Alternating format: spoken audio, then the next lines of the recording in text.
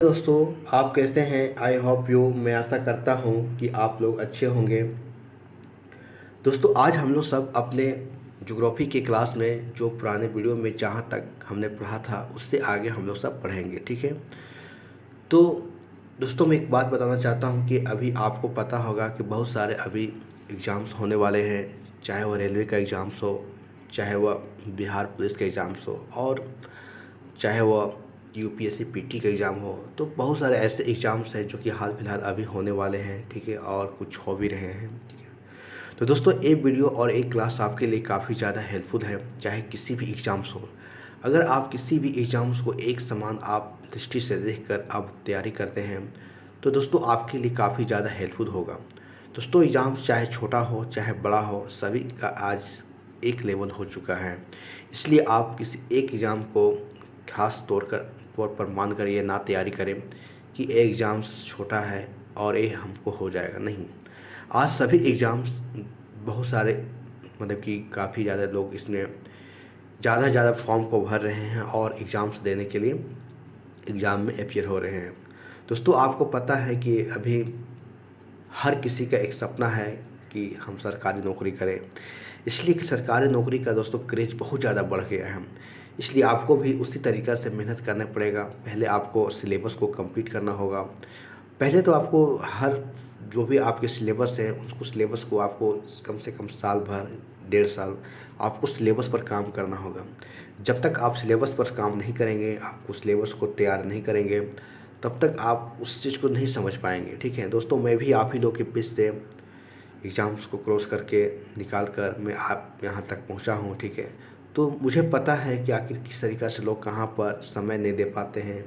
बड़े बड़े कोचिंग संस्थान में बहुत सारे पैसे दे देते हैं बच्चे लोग सब, और वहाँ पर सही से के जो क्लास को भी अटेंड नहीं कर पाते हैं, और फिर बाद में बीच बीच में क्लास छोड़ देते हैं। इस कारण से उनको काफ़ी ज़्यादा समझ में नहीं आता है, और इसी कारण से वो बच्चे क्या करते हैं, बड़े बड़े जो कोचिंग संस्थान हैं उनके दोषी ठहराने लगते हैं कि टीचर्स अच्छा नहीं है तो अच्छा नहीं पढ़ाया। नहीं दोस्तों, कोई भी कोचिंग हो वो कोई भी गलत नहीं पढ़ाता है। मैं देखा बच्चे केवल समय नहीं दे पाते हैं उन कोचिंग क्लास के प्रति। मैं चीज़ देखा हूँ, जब कोचिंग क्लास स्टार्ट होती है बच्चे काफ़ी ज़्यादा उत्सुकता के साथ जो है क्लास को ज्वाइन करते हैं। 1 महीना 2 महीना के बाद उनके अंदर में एनर्जी कम जाता है। मैं देखा हूँ दोस्त, मैं आंखों से मैं देखा हूँ 1 महीने 2 महीने के बाद क्या होता है कि वहाँ से लोग छोड़ना शुरू कर देते हैं। तो अगर आप इस तरह से कोचिंग में अगर जाते हैं और क्लास जाते हैं, अटेंड करते हैं, नहीं करते हैं, तो कहाँ से आपका कंप्लीट होगा। पहले तो आपको सिलेबस कंप्लीट करना है। इसलिए दोस्तों, एग्ज़ाम्स कोई भी हो, आप उसको सभी एग्ज़ाम्स को एक समान आप दृष्टि से देखिए और आप तैयारी कीजिए, आपकी सफलता ज़रूर मिलेगी, ठीक है। तो चलिए, और भी बातें आपसे हम बताएंगे, पढ़ने की क्या टिप्स हैं, ठीक है, और किस तरीक़े से हमको मेहनत करना चाहिए, हर एक पेपर्स को तैयार करना चाहिए, ठीक है। दोस्तों, मैं इन्हीं सारे जो मैं नोट्स आज पढ़ा रहा हूँ, इन्हीं सारे नोट्स को मैं और पढ़कर मैं 2 बार मैं यूपीएससी का मेंस लिखा हूँ, ठीक है। हालांकि मेरा सिलेक्शन नहीं हुआ, लेकिन फिर भी मैं इन्हीं सारी चीज़ों को मैं पढ़ा, मैं बाहर से कुछ भी नहीं पढ़ा, ठीक है। जो भी हमारे पास मटेरियल है इसी को मैंने 1 बार 2 बार बार बार दोहराया, बार बार उसको रिपीट किया और इसी को मैंने पढ़ा। तो इसी दोस्तों, मैं भी आपसे निवेदन करता हूँ कि इस हमारे जो भी मैं पढ़ा रहा हूँ उसको आप ध्यान से पढ़ें, वीडियो को 1 बार देखें, 2 बार देखें। आपको समझ में नहीं आता है तो उसको बार बार देखिए। दोस्तों, कुछ भी नहीं, अगर आप समझेंगे, अच्छे से समझने का प्रयास करेंगे तो आपको बिल्कुल समझ में आ जाएगा, ठीक है। तो चलिए दोस्तों, क्लास को स्टार्ट करते हैं और अपने आगे के देखते हैं कि इसमें हम लोग सब देखते हैं कि क्या क्या पढ़ना है, ठीक है। तो चलिए क्लास को स्टार्ट करते हैं। दोस्तों, यहाँ पर भारत का भौतिक विभाजन, ठीक है। तो भारत के भौतिक विभाजन में हमें जिस प्रकार से हमने इसको एक वर्गीकृत किया था, जिसमें हमने देखा कि जो भारत के हमने प्रायद्वीपीय पठार को देखा और उत्तर का पर्वतीय प्रदेश को देखा। उसी प्रकार से दोस्तों, हमको और भी आगे देखना है, जो आज हम लोग सब देखेंगे वीडियो में।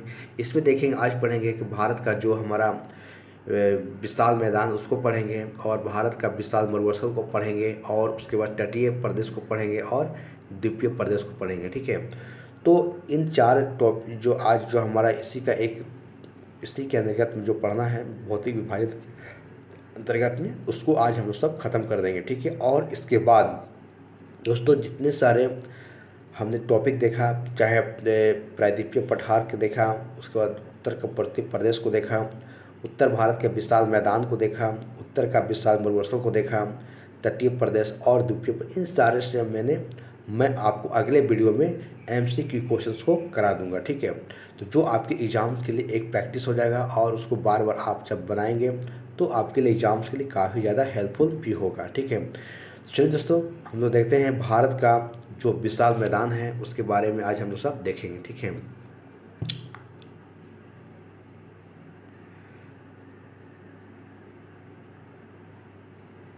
दोस्तों यहाँ पर मैं एक छोटा सा मैं आपको मैप के सहारे में बताना चाहता हूँ कि हमारा उत्तर भारत का विशाल मैदान है, आप देख सकते हैं, ठीक है। और ये जो बीच का जो आप देख सकते हैं, ये हमारा उत्तर भारत का विशाल मैदान है। यहाँ पर देख सकते हैं कि जैसे गंगा और जमुना दो नदियाँ हैं, ठीक है, इनके बारे में यहाँ पर बताया जा रहा है, ठीक है। और अगर ऊपर की बात करें हम तो यहाँ देख सकते हैं जो कि सिंधु है, ऊपर से फिर इधर क्या ब्रह्मपुत्र नदी है, ठीक है। इस प्रकार से हम लोग देखेंगे, ठीक है।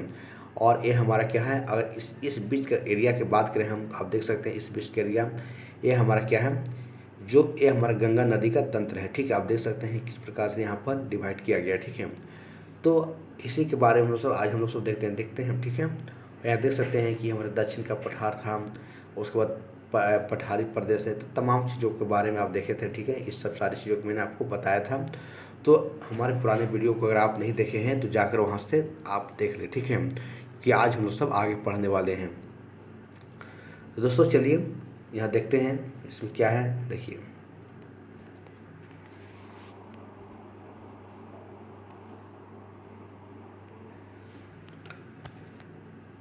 दोस्तों यहाँ पर देख सकते हैं कि उत्तर भारत का जो विशाल मैदान की उत्पत्ति के बारे में कहा जा रहा है, ठीक है। तो इसको देखेंगे, ठीक है। आप देख सकते हैं कि उत्तर भारत का जो विशाल मैदान और निक्षेपात्मक जो कि मैदान है, जिसकी उत्पत्ति नदियाँ के अवसादों के निक्षेपण के परिणाम स्वरूप हुआ, ठीक है। उसके बाद एक दक्षिण में प्रायद्वीपीय पठार है, आप देख सकते हैं, और उत्तर में जो पर्वतीय प्रदेश है, ठीक है। और इन दोनों के बीच में एक घाटी प्रदेश का निर्माण हुआ है, ठीक है। और जो भारत की महानदी तंत्र जैसे देख सकते हैं कि जैसे कि सिंधु है, गंगा है, ब्रह्मपुत्र है आदि, जो लंबे समय तक जो है इस घाटी प्रदेशों में अवसादों का निक्षेपण हुआ। तो उसी के बारे में कह रहा है दोस्तों, उत्तर भारत का जो विशाल मैदान है उसी के बारे में कह रहा है कि उत्तर में हमारा पर्वतीय प्रदेश है, नीचे में हमारा देखा जाए तो प्रायद्वीपीय पठार है, और इन दोनों के बीच में एक घाटी का निर्माण हुआ है, किसी नदियों के निक्षेपण के कारण से, जो नदियाँ के द्वारा काट छाट के जो लाई गई मिट्टी अवसाद, उसी से क्या हुआ, इस घाटी का निर्माण हुआ, ठीक है। उसी से इस मैदान का निर्माण हुआ, ठीक है। चाहे वह सिंधु नदी तंत्र के द्वारा लाया गया हो, चाहे गंगा नदी तंत्र के द्वारा, चाहे ब्रह्मपुत्र नदी के तंत्र के द्वारा, इन सारे नदियों के द्वारा जो भी निक्षेपण करके वहाँ पर अवसादों का निक्षेपण लाया गया है, इन्हीं से क्या हुआ, यहाँ इस मैदान का जो है निर्माण हुआ, ठीक है, उत्पत्ति हुआ, ठीक है। तो उसी के बारे में यहाँ पर बताया जा रहा है, ठीक है, आप देख सकते हैं। उसके बाद दोस्तों इसी बात को यहाँ पर कहा जा रहा है, ठीक है, कि तक इस वही है कि वही कह रहा है कि लंबे समय तक जो है इसी घाटी प्रदेश में अवसादों का निक्षेपण में इकट्ठा हुआ, ठीक है, जिसके परिणाम स्वरूप क्या हुआ कि एक समतल उपजाऊ मैदान विकसित हो गया, ठीक है। और इसी हम उत्तर भारत का विशाल मैदान कहते हैं। देखिए, सम उपजाऊ कहने का मतलब क्या हुआ कि बहुत सारे जब नदियों के द्वारा काट छाट करके निक्षेपण करके अवसादों को लाया गया है, तो उससे क्या हुआ, एक उपजाऊ और समतल मैदान का निर्माण हुआ, ठीक है। तो उसी को हम उत्तर भारत का विशाल मैदान कहते हैं, ठीक है।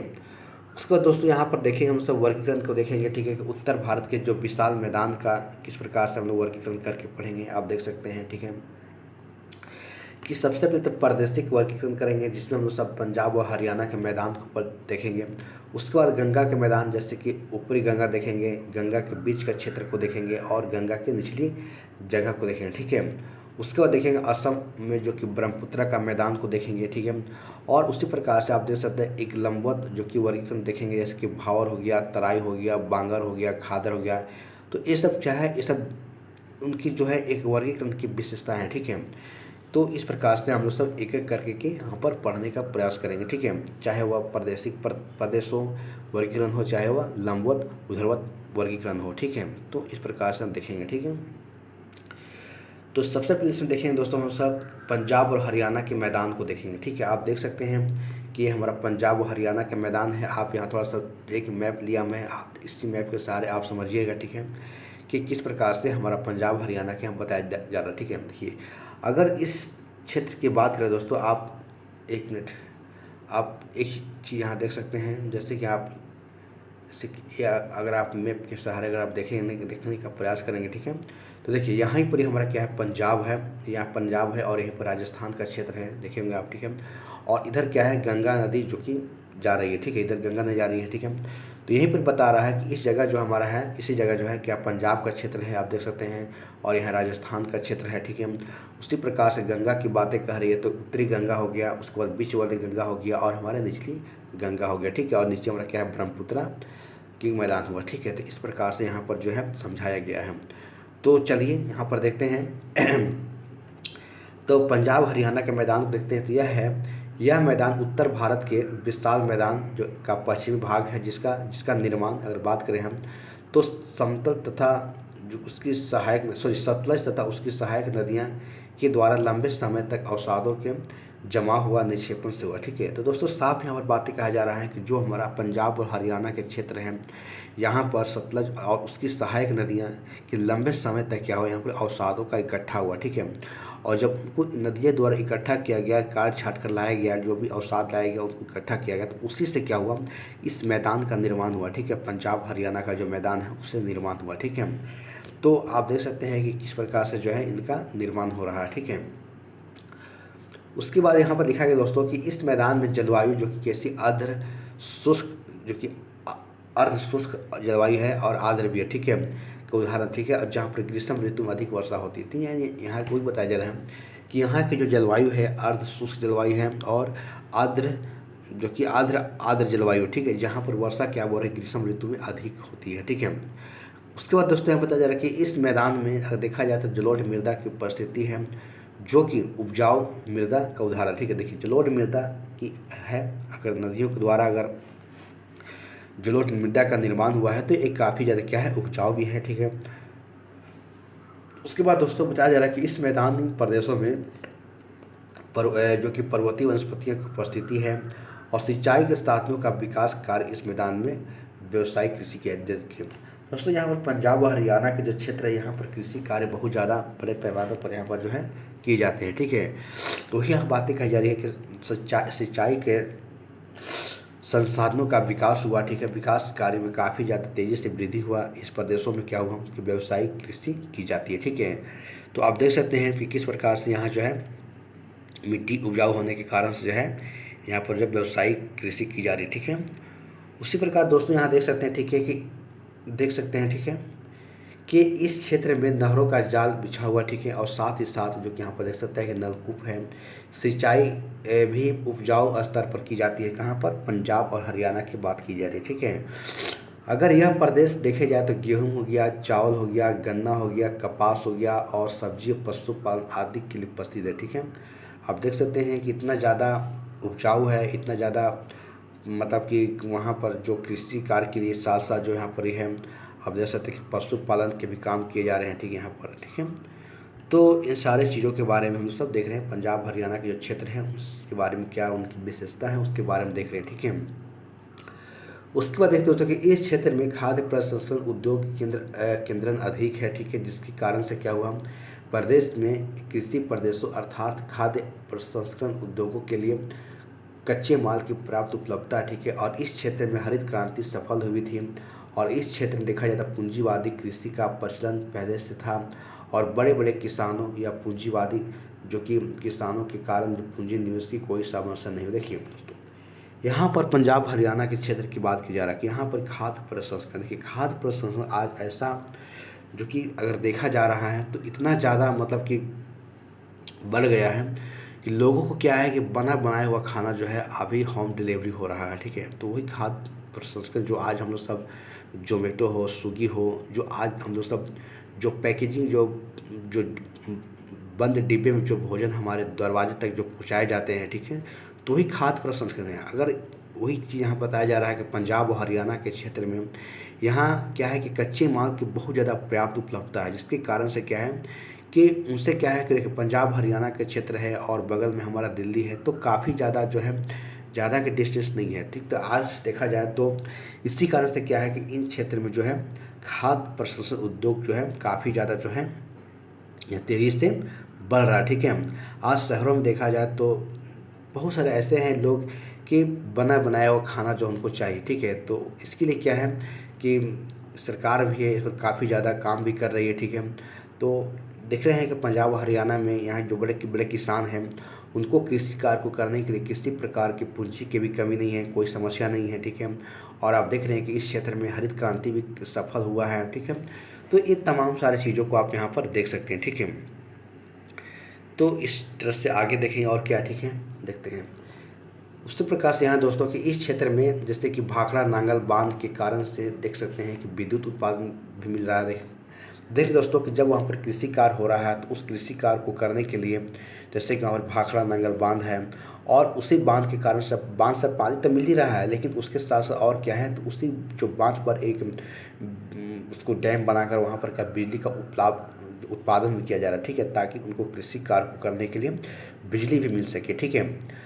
ठीक है, उसके बाद देखिए बिहार तथा उत्तर प्रदेश से सस्ते आसानी से मजदूर मिल जाते हैं। आप देख सकते हैं कि बहुत सारे ऐसे हमारे बिहार वासी हैं, उत्तर प्रदेश के रहने वाले हैं, क्योंकि वहाँ पर जब जाते हैं पंजाब हरियाणा में तो उनको काम भी आसानी से मिल जाता है, ठीक है। क्योंकि वहाँ पर बहुत सारे मतलब कि कार्य भी हैं, ठीक है, और बड़े पैमाने पर कृषि कार्य भी किए जा रहे हैं, ठीक है। तो इसलिए सस्ते मजदूर उनको आसानी से मिल जाते हैं, ठीक है। उसके बाद जैसे परिवहन के साधनों जैसे कि रोड रेल जल जाल आदि बिछाओ, ठीक है। तो देखिए आपको उद्योग वहीं लगा सकते हैं जहां आपको इन सारी चीज़ों की सुविधा हो, चाहे वह रेल से हो चाहे रोड से हो, ठीक है, और चाहे जाल बिछाओ, ठीक है। अगर ये सारे जाल अगर अच्छे बिछे हैं तो आप उन साधनों के माध्यम से जो है आप अपने जो भी कच्चे माल हैं, जो भी तैयार माल है, उनको आप जो है बाज़ार तक ला सकते हो, ठीक है। तो इसीलिए इन सारे साधनों को होना वहाँ पर बहुत ज़रूरी है, जो यहाँ पर पंजाब हरियाणा के क्षेत्र में इन सारी चीज़ हैं, ठीक है। उसके बाद आगे लिखा गया दोस्तों कि दिल्ली जैसे कि एनसीआर जैसे कि नेशनल कैपिटल रीजन इस क्षेत्र में नज़दीकी या संहिता होने के कारण से क्या हुआ विकसित एवं विशाल बाजार उपलब्ध। देखते हैं वही है कि पंजाब हरियाणा के क्षेत्र से दिल्ली की ज़्यादा दूरी भी नहीं है, उनकी जो कच्चे माल है आप उसकी क्या करते हैं जो भी दिल्ली एनसीआर के क्षेत्र है वहाँ पर जो है उपलब्ध करा देते हैं, ठीक है।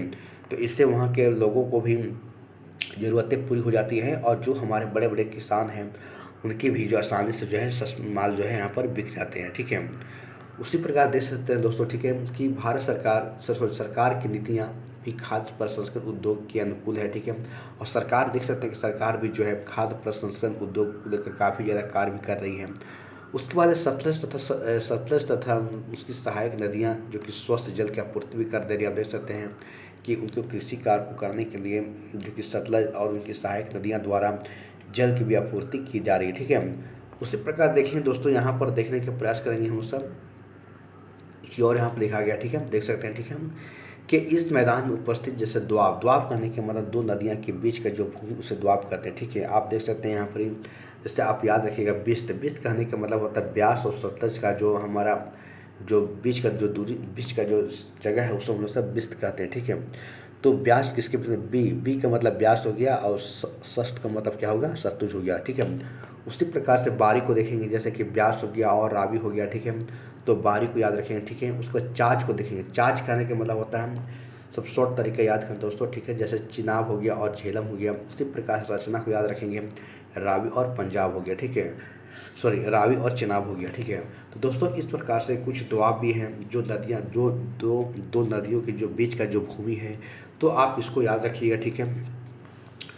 बिस्त से नाम याद रखिएगा, ब्यास और सतलज को नाम रखिएगा, ठीक है। बारी से ब्यास और रावी को नाम याद रखिएगा, ठीक है। उसी प्रकार से चाच चिनाब और जो झेलम का नाम याद रखिएगा। उसी प्रकार से रचना जैसे कि रावी और चिनाब को आप याद रखिएगा, ठीक है। तो इस प्रकार से दोस्तों हमने पंजाब और हरियाणा के जो मैदान के बारे में हम लोग सबने देखा, ठीक है। तो उसके बाद और आगे देखते हैं और क्या है, ठीक है। देखिए दोस्तों अभी यहाँ हम लोग सब गंगा के मैदान को देखेंगे, ठीक है। फिर गंगा के मैदान जस्ट देखे थे तो हमने अभी सब इस क्षेत्र को देख लिया, ठीक है। अभी हम सब गंगा के मैदान को देखेंगे, ठीक है। जैसे देखिए उत्तरी गंगा देखेंगे, मध्य गंगा देखेंगे और दक्षिणी गंगा और यहाँ पर ब्रह्मपुत्रा को देखेंगे, ठीक है। इस प्रकार से यहाँ पर हम सब देखेंगे। चलिए तो देखिए दोस्तों, यहाँ पर है कि पश्चिम में अगर देखा जाए तो पंजाब हरियाणा जो भी देखा हमने, तथा अगर पूर्व में देखा जाए तो ब्रह्मपुत्रा के मैदान के बीच में गंगा के मैदान की उपस्थिति है। तो आप देख सकते हैं कि हमारा इधर क्या है, ठीक है, आप देख सकते हैं इधर हमारा जो कि पंजाब हरियाणा के क्षेत्र देखें, और इधर हमने क्या देखा तो ब्रह्मपुत्रा के मैदान देख रहे हैं, ठीक है, और इसी के बीच में क्या देख रहे हैं तो गंगा के हम लोग सब मैदान को बारे में देख रहे हैं, ठीक है। उसी प्रकार देखते हैं दोस्तों, ठीक है, कि गंगा नदी जो है, गंगा नदी पूर्ववर्ती अपवाह उदाहरण, यानी कि पूर्व की दिशा में गंगा नदी क्या कर रही है, जा रही है, ठीक है। उसी प्रकार से यहाँ पर जो बातें हैं वे बताई जा रही है, ठीक है, आप देख सकते हैं, ठीक है। चलिए, उसके बाद दोस्तों यहाँ पर बातें कही जा रही है कि यह मैदान एक निक्षेपात्मक जो कि मैदान है, जैसे जमाव है, निक्षेपों का जमाव है, और जिसकी उत्पत्ति की बात करें हम तो गंगा तथा गंगा की सहायक नदियाँ के द्वारा लंबे समय तक अवसादों के निक्षेपण के परिणाम स्वरूप में हुआ है, ठीक है। और गंगा मैदान की रचना देखा जाए तो अग्रगत हुई है, ठीक है। तो दोस्तों इस प्रकार से जो है गंगा नदी के बारे में जो है बताया जा रहा है, ठीक है, कि आप देख सकते हैं कि किस प्रकार से जो है इस मैदान का निर्माण हुआ, ठीक है। तो यहाँ पर आप देख सकते हैं कि बहुत सारे जो कि अवसादों का के जमाव के कारण परिणाम स्वरूप जो है यहाँ पर जो है इसका निर्माण हुआ, ठीक है। तो इस प्रकार से आप यहाँ पर देख सकते हैं। उसके बाद दोस्तों यहाँ पर देखेंगे हम सब, जैसे आप देख सकते हैं, ठीक है, कि इस मैदान का ढाल अगर देखा जाए तो पश्चिम से पूरब की तरह है, ठीक, आप देख ही रहे हैं, ठीक है, कि गंगा नदी की ढाल जो कि पश्चिम से पूरब की तरफ है, ठीक है। भाग में मैदान की ऊंचाई अपेक्षात्मक जो कि पश्चिमी भाग में जो कि उसकी ऊंचाई अधिक है, ठीक है, और पूर्व भाग में क्या है ऊंचाई जो है अपेक्षात्मक क्या है कम है, ठीक है। आप देख सकते हैं कि ढाल हमारा पूरब की ओर है, तो जाहिर सी बात है पूरब की ओर जो है गंगा नदी क्या की प्रवाह कर रही है, ठीक है, पश्चिम से पूरब। उसी प्रकार से देखें दोस्तों कि इस मैदान की अगर उत्तरी भाग जो गंगा और मध्यवर्ती भाग गंगा के मैदान तथा निचली भाग जो गंगा के मैदान में वर्गीकृत किया गया, ठीक है। इस प्रकार से हमने इसको 3 भागों में वर्गीकृत करके इसके बारे में क्या हम सब पढ़े हैं, ठीक है। यहाँ देखें दोस्तों कि इस मैदान प्रदेशों में CWG प्रकार की जलवायु उपस्थिति है। दोस्तों जब CWE जब हम लोग और भी ज़्यादा जब हम लोग सब पढ़ेंगे तो उसमें और ज़्यादा विस्तार से हमको बताएंगे, ठीक है, आप लोगों को, ठीक है। उसी प्रकार से देख सकते हैं कि यहाँ पर जो है कि जहाँ देखा जाए ग्रीष्म ऋतु और आर्द्र ऋतु और शीत ऋतु, इसी के बारे में बताया जा रहा है दोस्तों। यही शीत ऋतु जो आप देख सकते हैं, ठीक है, कि यहाँ पर CWG के बारे में कहा जा रहा है, ठीक है, कि सी कोड में लिखा गया है कि यहाँ पर ग्रीष्म ऋतु भी है और आर्द्र ऋतु भी है, जैसे W को विंटर हो गया, और उसी प्रकार से शीत ऋतु भी है, यानी 3 प्रकार के यहाँ जो है जलवायु को आप देख सकते हैं, ठीक है। उसके बाद दोस्तों यहाँ पर इस मैदान में जो कि क्वार्टरी क्रम की चट्टानी की उपस्थिति है, इस मैदान में पूर्व से पश्चिम की तरफ वर्षा जो है कम होती जाती है। तो आप देखते हैं कि पूर्व से पश्चिम की वर्षा कम होने के कारण मैं बताया था कि मानसून जब चैप्टर्स पढ़ेंगे तो वहाँ और हम लोग सब इसको विस्तार से पढ़ेंगे, ठीक है, क्योंकि जैसे बंगाल की खाड़ी से जैसे वर्षा जो कि वहाँ से जब मानसून जब लेके मतलब कि यही है कि जब मानसून जो है 2 भागों में जब टूटता है, जब यहाँ पर देख सकते हैं केरल के तट पर, ठीक है, तो एक मानसून जो हमारा है कि इधर से हमला मतलब कि एक नीचे से होते हुए जो है चला जाता है, ठीक है, और दूसरा जो है वर्षा जो है हमारा इस क्षेत्र से हो, आप यहाँ देख सकते हैं। देखिए यहाँ पर एक केरल का तट है, जब यहाँ पर मानसून जब टकराता है तो 2 भाग, एक तो ऊपर चला गया और एक इसी के सहारे जब ऐसे वर्षा आती है यहाँ से होते हुए तो ऐसे जाती है, ठीक है। तो इसी के बारे में कहा जा रहा है कि पूरब से पश्चिम की वर्षा क्या हो जाता है, कम होते जाता है, ठीक है। तो जब मानसून चैप्टर पढ़ेंगे तो और वहाँ पर हम लोग सब पढ़ेंगे इसको, ठीक है। तो देखिए और इसी बात कहा जा रहा है, ठीक है, कि यही कारण है कि पूरब से पश्चिम की तरफ वनस्पतियाँ की सघनता भी कम होती है, ठीक है। वर्षा कम है तो सघनता कम है, अर्थात पूर्वी भाग में आर्द्र पर्णपाती वनस्पतियाँ तथा पश्चिमी भाग में शुष्क वनस्पतियाँ उपस्थित है, ठीक है। तो वही यहाँ पर बातें बताया जा रहा है कि वर्षा जिस प्रकार से कम होते जा रहा है उसी प्रकार से यहाँ जो भी है कि कुछ न कुछ तो परिवर्तन देखने को मिल रहा है, ठीक है। उसी प्रकार देखते दोस्तों कि इस मैदान में जैसे बांगर और खादर की उपस्थिति है, ठीक है, खादर जिसकी नई मिट्टी हो गया और बांगर जिससे पुरानी मिट्टी हो गया, ठीक है। तो यहाँ पर देख सकते हैं, ठीक है, इस मैदान में जलोढ़ मृदा के साथ साथ जल की भी उपस्थिति पर्याप्त उपलब्धता है, ठीक है। और यही कारण है कि इस मैदानी प्रदेशों में संघन कार्य किए जाते हैं, ठीक है, और प्रमुख फसलें जैसे देख सकते हैं कि चावल, गेहूँ, गन्ना, सब्जी, जूट आदि का यहाँ पर उत्पादन किया जाता है। तो एक गंगा और उसके आसपास के क्षेत्र के बारे में कहा जा रहा है कि यहाँ की जो मिट्टी है काफ़ी ज़्यादा उपजाऊ है और जल की भी पर्याप्त मात्रा उपलब्ध है। इस कारण से जो है इस मैदानी प्रदेशों में संघन कार्य किए जाते हैं। ठीक है, जैसे आप देख सकते हैं कि फसलों में अगर देखे जाए तो चावल, गेहूँ, गन्ना, सब्जी, जूट इत्यादि का यहाँ पर उत्पादन किया जा रहा है। ठीक है, ठीक है दोस्तों, तो आगे इसको और देखते हैं क्या हमको देखना है इसमें और है। देखिए दोस्तों यहाँ देख सकते हैं, ठीक है, कि कृषि कार्य के साथ साथ जो पशुपालन का भी यहाँ पर व्यवसाय किया जाता है। ठीक है, इस प्रदेशों में खाद्य प्रसंस्करण उद्योग को भी बढ़ावा दिया जा रहा है। ठीक है, और सरकार के द्वारा कई फूड जो कि मेगा फूड पार्क की स्थापना की जा रही है। ठीक है, और यह क्षेत्र जो है संघन जनसंख्या के लिए प्रसिद्ध है और साथ साथ इस प्रदेशों की संघन वनस्पतियाँ भी है। ठीक है, बस्तियाँ भी हैं। तो दोस्तों आप देख रहे हैं कि सरकार जो है यहाँ पर इस क्षेत्रों में खाद्य प्रसंस्करण उद्योग को बढ़ावा देने के लिए कई ऐसे जो है मेगा फूड पार्क की स्थापना की जा रही है। मेगा फूड का पार्क कहने का मतलब किसी एक जगह उसको एक पार्क बनाना, फूड पार्क बनाना, तहाँ जहाँ पर सभी वहाँ पर सेंटर बना देना और वहाँ से क्या होता है सामान को डिस्ट्रीब्यूट किया जाता है। ठीक है, तो उसी की बातें कही जा रही है दोस्तों। ठीक है, और यही बताया जा रहा है कि संघन वनस्पतियाँ हैं यहाँ, संघन जनसंख्या भी है। ठीक है, जाहिर सी बात है जहाँ पर ज़्यादा से ज़्यादा उपजाऊ अगर मिट्टी रहेगा, मैदान देखने को मिलेगा, तो जाहिर सी बात है जनसंख्या वहीं पर सबसे ज़्यादा आपको देखने को मिलेगा, क्योंकि वहाँ पर कृषि कार्य किया जा रहा है। ठीक है, ठीक है, और यही बातें यहाँ पर कहा जा रहा है कि जो है संघन बस्तियाँ भी है। ठीक है, चलिए दोस्तों आगे देखते हैं और क्या है इसमें। देखिए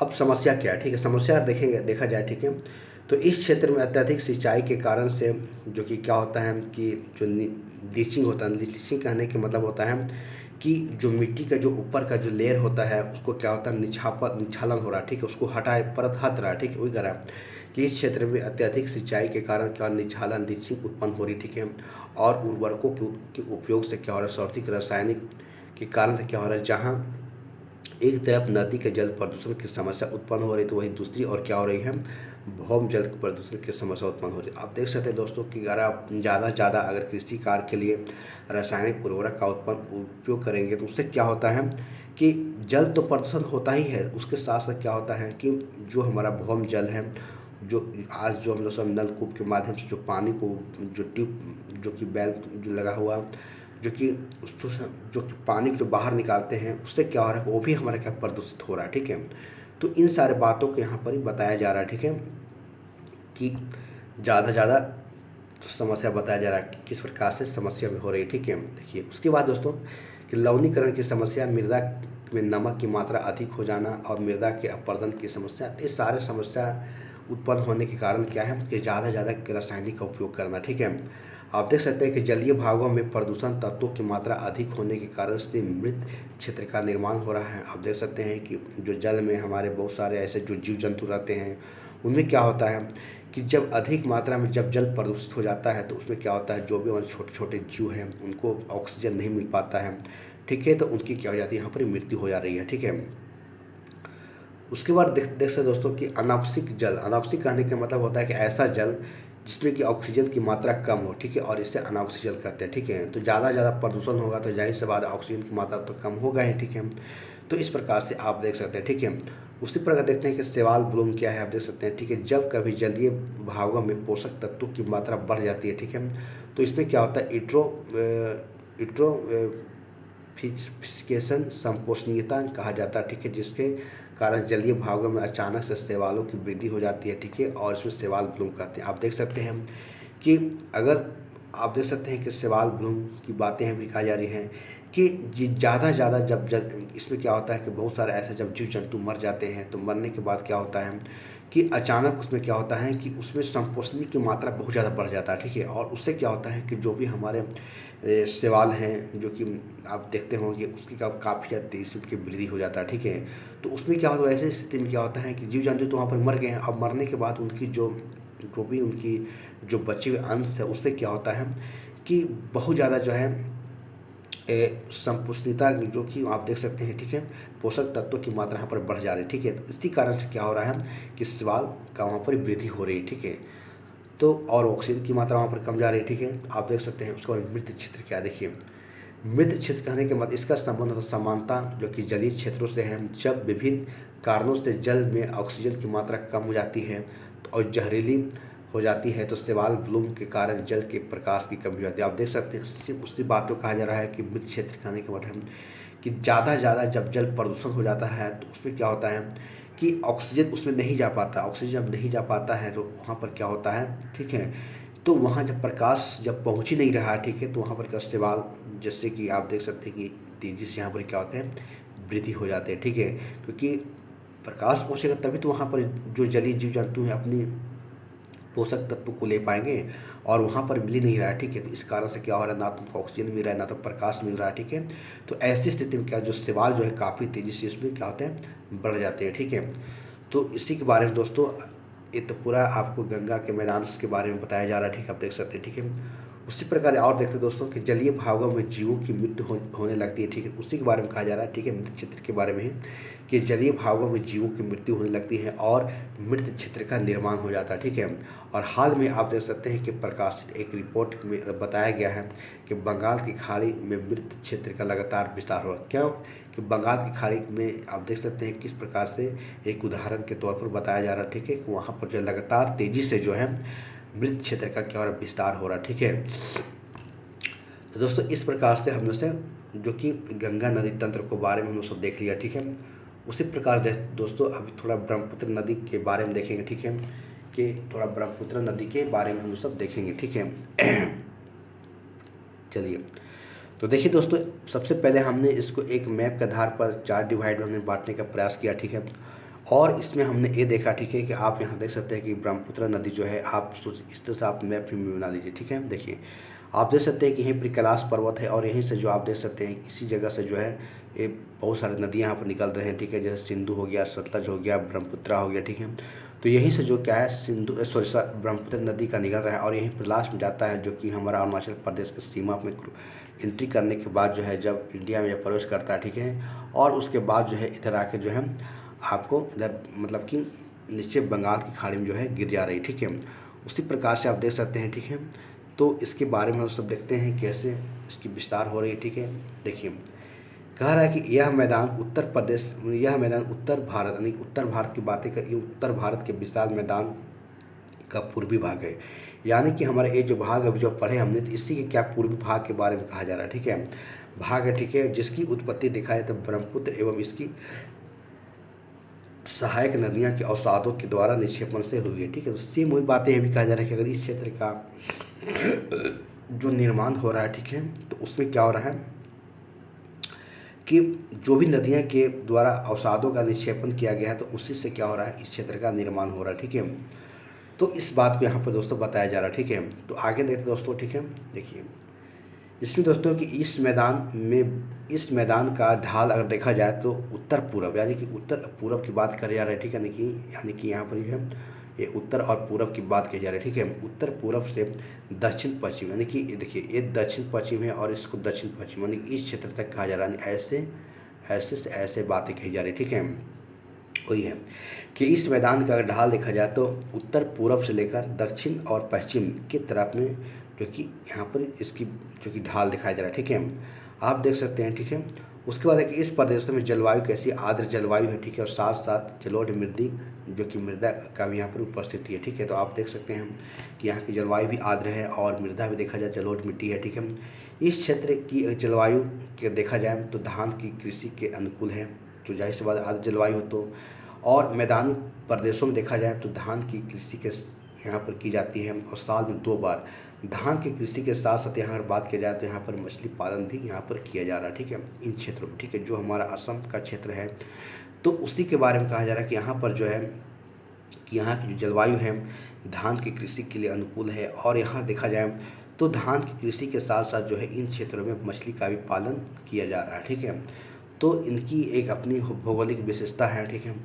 उसके बाद आगे देखते हैं दोस्तों, आगे क्या है, देखिए आगे यहाँ बताया जा रहा है कि पहाड़ी ढालों पर जो है पहाड़ी ढालों पर चाय की देख सकते हैं कि पहाड़ी जो कि ढालों पर चाय का भी यहाँ पर कृषि यहाँ पर किया जा रहा है, ठीक है।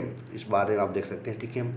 इस मैदानी क्षेत्र में नदी के अवसादों के निक्षेपण के परिणाम स्वरूप नदी द्वीप का निर्माण हुआ है, जिसे माजुली द्वीप कहते हैं। ठीक है, आप देख सकते हैं यहाँ पर एक माजुली द्वीप का भी बात ही कही जा रही है। ठीक है, कि जो भी हमारा नदियों के जो कि निक्षेपण के अवसादों के कारण से यहाँ पर एक नदी द्वीप का निर्माण हुआ है और उस नदी द्वीप को माजुली द्वीप कहते हैं। ठीक है, उसके बाद यहाँ देखते हैं दोस्तों, ठीक है, कि तिब्बत में उत्पत्ति पाने वाली ब्रह्मपुत्रा हो गया, इरावती हो गया और मेकांग हो गया। आप देख सकते हैं, ठीक है, अपनी नदियाँ अपने ऊपरी जो कि ऊपरी पाटों में संकीर्ण और समांतर पर्वत श्रेणियों से होकर प्रवाहित होती है। ठीक है, तो इस प्रकार से आप देख सकते हैं कि तिब्बत की बात हो रही है। ठीक है, कि तिब्बत में जो कि उत्पत्ति पाने वाली, तो तिब्बत से आप देख सकते हैं कि ब्रह्मपुत्र नदी हो गया, इरावती नदी हो गया जो म्यांमार में बहती है, मेकांग जो कि चीन में, तो इन सारे नदियों की उत्पत्ति कहाँ से हो रही है? तिब्बत से हो रही है। ठीक है, तो उसी के बारे में कहा जा रहा है कि ये नदियाँ जो है अपनी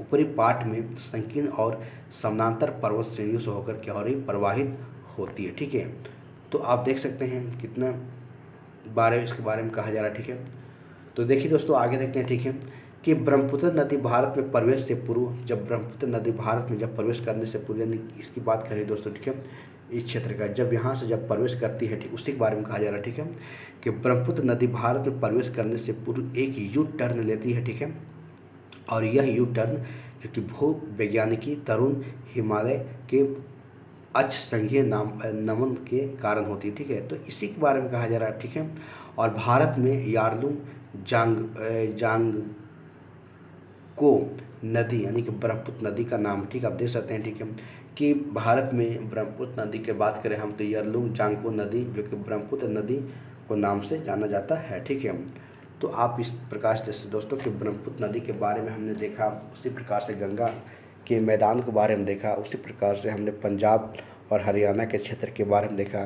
तो इस प्रकार से दोस्तों हमने उत्तर जो भारत का जो विशाल मैदान था उसके बारे में हम लोगों ने पूरा देख लिया। ठीक है, आगे दोस्तों हम चलिए दोस्तों आगे देखते हैं। ठीक है, और आगे हम लोग सब देखेंगे जो भारत का जो विशाल मरुस्थल है उसके बारे में हम सब देखेंगे। ठीक है, तो दोस्तों यहाँ पर आप देख सकते हैं कि हमने एक थोड़ा सा मैप लिया और इस मैप के सहारे हमने ये देखने का प्रयास किया कि भारत का जो विशाल मरुस्थल है उसके बारे में दोस्तों यहाँ पर देखेंगे। ठीक है, तो दोस्तों यहाँ पर आप देख सकते हैं कि इस क्षेत्र के बारे में देखना है हमको। ठीक है, जो हमारा आरावली पर्वत का क्षेत्र है, ठीक है, राजस्थान का क्षेत्र है, तो इसके बारे में देखेंगे। ठीक है, कि किस प्रकार से जो यहाँ देख सकते हैं कि थार का मरुस्थल है जो कि आरावली पर्वत का एक क्या है, पश्चिम है। ठीक है, और यही देख सकते हैं दोस्तों कि यहीं पर बताया जा रहा है। ठीक है, आप देख सकते हैं। ठीक है, कि आरावली जो कि पर्वत की और उत्पत्ति देखा जाए तो क्रेबियंस युग में यहाँ पर हुआ है, उसके बारे में दोस्तों यहाँ पर बताया जा रहा है। ठीक है, उसी प्रकार दोस्तों यहाँ आप देख सकते हैं यहीं पर आरावली है और यहीं पर जो है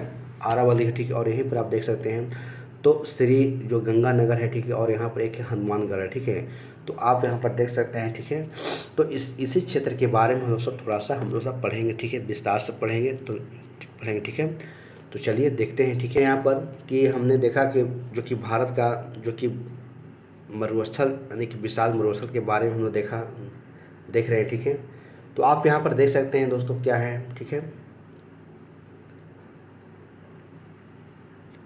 आप देख सकते हैं यहाँ पर। ठीक है, जैसे भारत का विशाल मरुस्थल जिसे हम लोग सब थार मरुस्थल भी कहते हैं। ठीक है, यही बात कहा जा रहा है कि जो भारत का विशाल मरुस्थल है जिससे हम लोग थार मरुस्थल भी कहा जाता है, कहते हैं। ठीक है, और राजस्थान इस तरह के राजस्थान में उपस्थित हैं और यह एक शुष्क मैदान का उदाहरण। ठीक है, यानी इस क्षेत्र के बारे में जो है एक शुष्क मैदान के बारे में कहा जा रहा है। ठीक है, और यह जो है एक कहा जा रहा है इसका विस्तार देखा जाए तो राजस्थान राज्य तथा पाकिस्तान में इसका विस्तार आप देख सकते हैं। ठीक है, और विस्तारित क्षेत्र में बात करें हम तो पश्चिम सिंधु नदी के द्वारा इसकी सिंचित क्षेत्र है। ठीक है, यानी कि इसके सिंधु नदी क्षेत्र के भी यहाँ पर बातें कही जा रही है। ठीक है, कि जो इसकी एक सिंचित क्षेत्र है जहाँ तक इसकी विस्तार की बात कही जा रही है। ठीक है, उसी प्रकार अगर उत्पत्ति की बात करें आखिर जो कि भारत के विशाल मरुस्थल की उत्पत्ति कैसे हुआ तो उसके बारे में थोड़ा देखेंगे कि उत्पत्ति कैसे हुआ।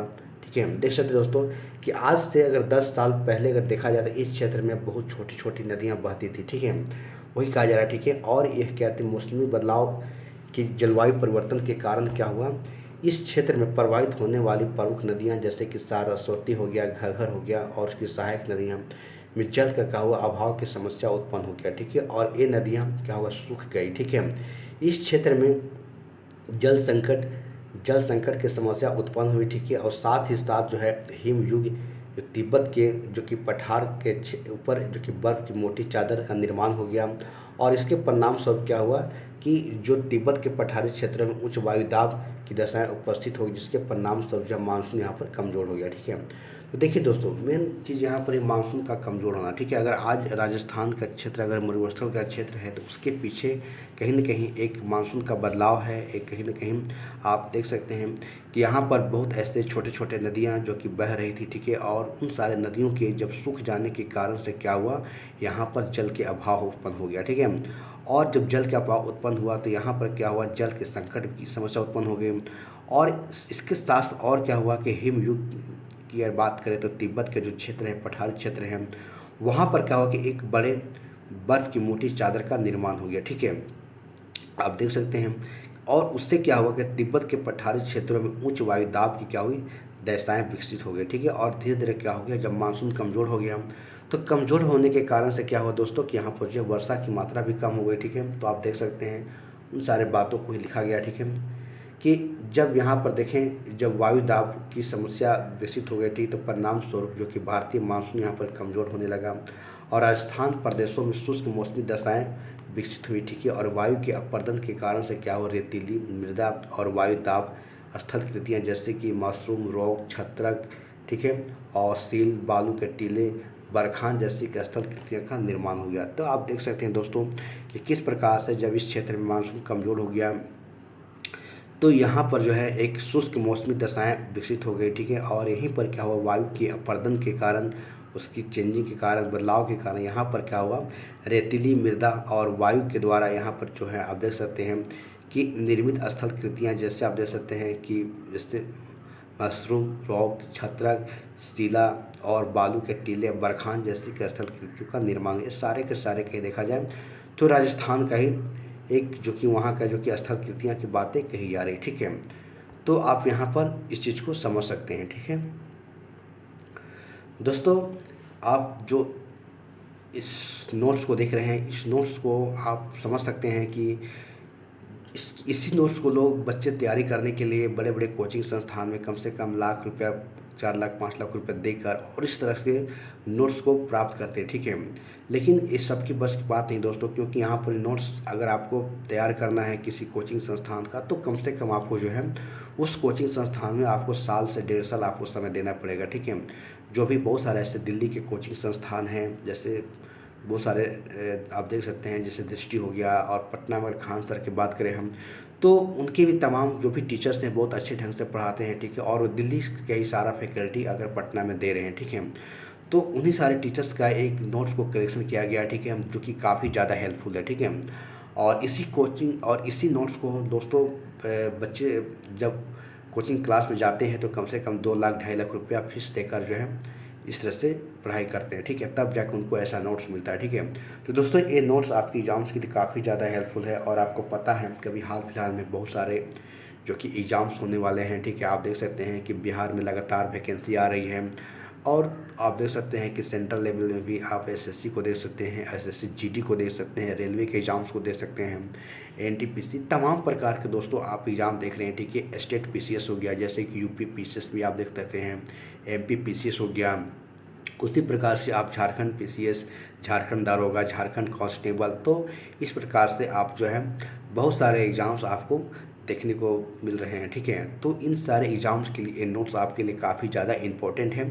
इसलिए दोस्तों इसको आप बार बार पढ़िए और 1 बार 2 बार 3 बार 4 बार 5 जितना बार आपको समझना है तो आप उसको समझ लीजिए पढ़कर, ठीक है।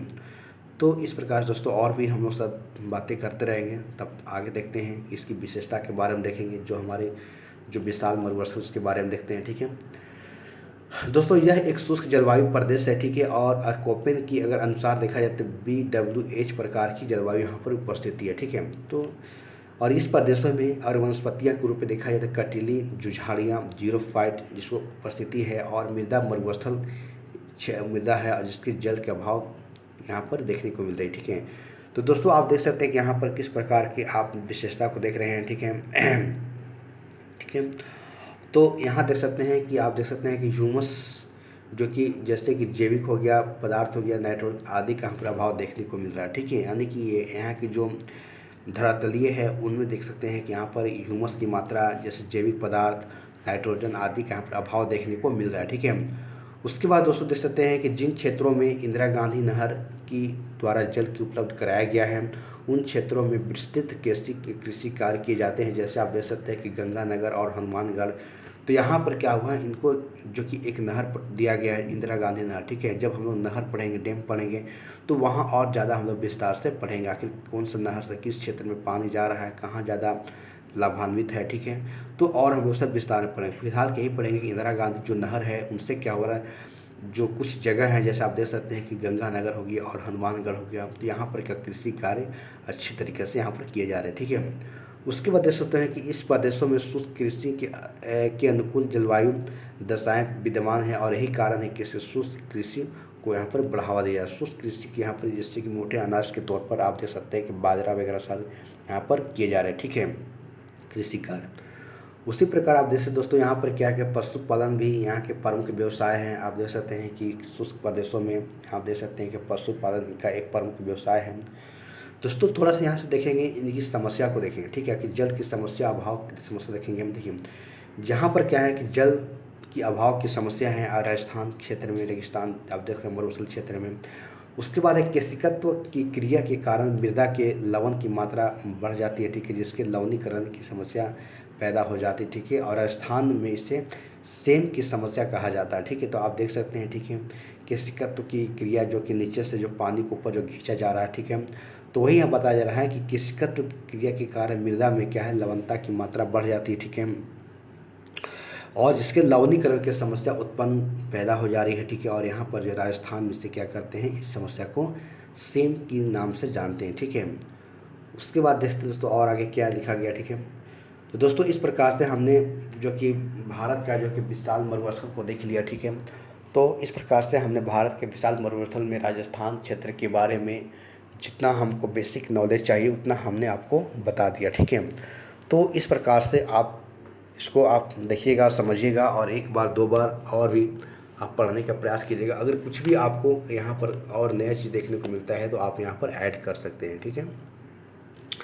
तो चल दोस्तों आगे हम सब कुछ द्वीपीय क्षेत्र के बारे में देखते हैं। ठीक है, आप देख सकते हैं कुछ द्वीपीय क्षेत्र के बारे में यहाँ पर हम देखेंगे। ठीक है, इस प्रकार से दोस्तों यहाँ पर कुछ हम लोग सब द्वीपीय क्षेत्र के बारे में पढ़ेंगे। ठीक है, तो आप देख सकते हैं कि भारत के भौतिक विभाजन को हमने 6 प्रकार में बांटा था। तो हमने 6 प्रकार में प्रायद्वीपीय हो गया, उत्तर का जो पर्वतीय प्रदेश को देखा, उसके बाद हमने मतलब कि जो कि उत्तर का विशाल मैदान को देखा, मरुस्थल को देखा, और उसके बाद द्वीपीय क्षेत्र को देखेंगे, उसके बाद तटीय क्षेत्र को देख लेंगे। ठीक है, तो इस प्रकार से हमने इसको किस प्रकार से पाठ को पढ़ा, आपको काफ़ी ज़्यादा इंटरेस्ट लगा होगा। ठीक है, चलिए द्वीपीय क्षेत्र को बारे में देखिए। देखते हैं दोस्तों यहाँ पर 2 द्वीप की बातें कही जा रही है। एक आप देख सकते हैं इस प्रकार से, अगर आप हम बांट लें। ठीक है, ये भारत का मैप आप मान लीजिए। ठीक है, इसी प्रकार से अरब सागर के द्वीप, तो आप देख सकते हैं ये हमारा अरब सागर है। ठीक है, और इसके द्वीप अगर बात करें हम तो लक्षद्वीप, यहीं पर आप लक्षद्वीप को देख सकते हैं। उसी प्रकार से आप बंगाल की खाड़ी को देख सकते हैं। ठीक है, जो कि हमारे इधर अंडमान और निकोबार द्वीप है। ठीक है, तो उसी प्रकार से हम लोग सब यहाँ पर जो है इसको भी एक एक करके यहाँ पर पढ़ेंगे। ठीक है, तो चलिए सबसे पहले हम अरब सागर की जो द्वीप को देखते हैं। ठीक है, तो इसमें लक्षद्वीप के बारे में हम सब पढ़ेंगे। ठीक है, लक्षद्वीप के बारे में यहाँ पर हम सब पढ़ेंगे। ठीक है, तो आइए लक्षद्वीप के बारे में पढ़ते हैं, हम सब यहाँ पर देखते हैं। यहाँ पर आप लक्षद्वीप के बारे में आप देख सकते हैं। ठीक है,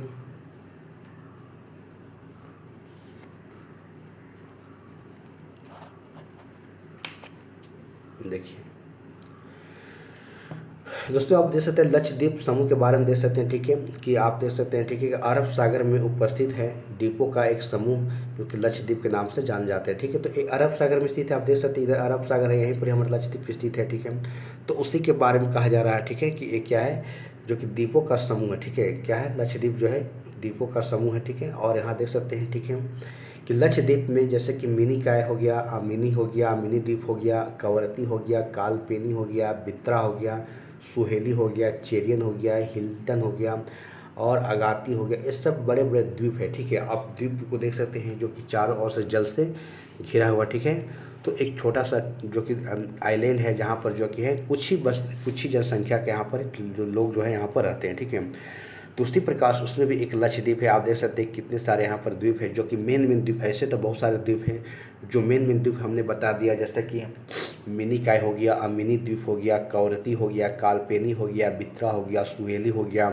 चेरियन हो गया, हिल्टन हो गया और अगाती और प्रमुख यहाँ पर बड़े बड़े द्वीप है। ठीक है, तो इन सारे द्वीपों के बारे में आप जो यहाँ पर देख सकते हैं। ठीक है, तो उसके बाद और आगे देखिए इसमें क्या लिखा गया। देखिए दोस्तों यहाँ देख सकते हैं कि लक्षद्वीप जो कि एक प्रवाल जो कि उदाहरण है, प्रवाल द्वीप का उदाहरण। ठीक है, आप देख सकते हैं कि प्रारंभ में अरब सागर में ज्वालामुखी द्वीप उपस्थित था। ठीक है, और आप इस बात में कहा जाए दोस्तों कि प्रारंभ में जो है कि अरब सागर में एक मतलब कि ज्वालामुखी द्वीप उपस्थित था। ठीक है, था और इस द्वीप में जलमग्न हो और इस द्वीप के जलमग्न हो जाने के कारण से द्वीप के चारों तरफ क्या हुआ, वलयकार प्रवाल भित्तियाँ निर्मित हो गई। ठीक है, तो ये कह रहा है कि इस जो ज्वालामुखी द्वीप जो था, इस द्वीप को जो है मतलब कि जलमग्न हो जाने के कारण से जो है यहाँ पर चारों तरफ से एक वलयकार प्रवाल भित्तियाँ उत्पन्न हो गया। ठीक है, तो इस प्रकार से आप यहाँ देख सकते हैं। ठीक है, उसी प्रकार दोस्तों यहाँ देख सकते हैं। ठीक है, कि इन्हें ही लक्षद्वीप के नाम से जाना जाता है। ठीक है, और यहाँ देख सकते हैं कि अगर देखते हैं हम, ठीक है, तो 9 डिग्री चैनल जो है लक्षद्वीप तथा मिनिकॉय द्वीप को अलग करता है। ठीक है, और 8 डिग्री चैनल जो है मिनिकॉय द्वीप और जो कि मालदीव को अलग करता है। ठीक है, तो दोस्तों इसी के बारे में यहाँ पर कहा जा रहा है। आप ये जो द्वीप जो देख रहे हैं अपने यहाँ पर, तो ये द्वीप देख रहे हैं, इसी के बारे में जो द्वीप इसी के बारे में है। पहले 8 डिग्री चैनल ऊपर में हमारा 9 डिग्री है, उसके बाद नीचे हमारा 8 डिग्री चैनल, और इसी के बीच में क्या है, जैसे मान लें 9 डिग्री है, तो अगर इन्हीं 9 डिग्री के बीच में जो है लक्षद्वीप है और यहीं पर क्या है मिनिकॉय द्वीप है। ठीक है, तो इन दोनों के बीच से जो है 9 डिग्री 8 डिग्री 9 डिग्री चैनल जो गुजर रहा है, और उसके बाद नीचे हमारा 8 डिग्री चैनल है, तो नीचे हमारा क्या है मालदीव को मिनिकॉय से अलग कर रहा है। ठीक है, तो आप यहाँ पर देख सकते हैं। ठीक है, चलिए ठीक है,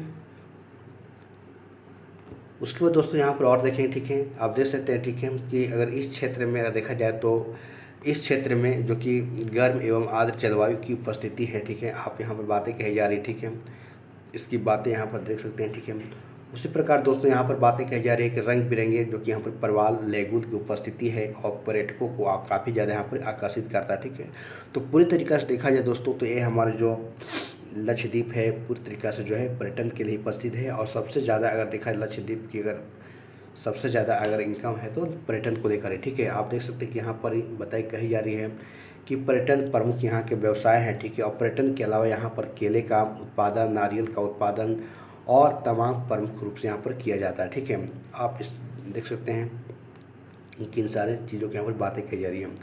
उसके बाद दोस्तों यहाँ पर जो है मैंग्रोव वनस्पतियाँ भी पाई जाती हैं।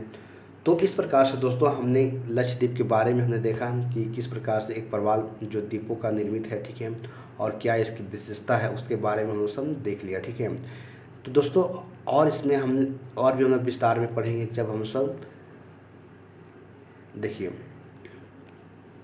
दोस्तों अब थोड़ा सा हम सब बंगाल की खाड़ी के बारे में देखने के प्रयास करेंगे, आखिर इसकी भी कुछ अपनी विशेषता है।